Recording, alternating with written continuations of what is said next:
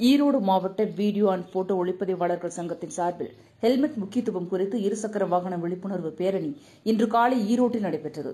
இந்நிகழ்ச்சியில் சிறப்பு அழைப்பாளராக Erode town police DSP Jaisingh பங்கேற்று பேரணியை கொடியசைத்து தொடங்கி வைத்தார்.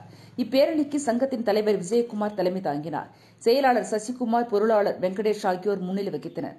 இதில் சங்கத்தின் முன்னாள் பொருளாளர் பாரத் ரவி, அனைத்து தொழில் வணிகர் சங்க கூட்டமைப்பின் துணை செயலாளர் மூர்த்தி, முன்னாள் செயலாளர் கார்த்திக் மற்றும் சங்க நிர்வாகிகள், உறுப்பினர்கள் என 200க்கும் மேற்பட்டோர் கலந்து கொண்டனர். இந்த பேரணி ஈரோடு வஉசி மைதானத்தில் துவங்கி மேட்டூர் சாலை, மீனாட்சி சுந்தரனார் சாலை, பெருந்துறை சாலை வழியாக சென்று ஈரோடு ஆட்சியர் அலுவலக வளாகத்தில் நிறைவடைந்தது.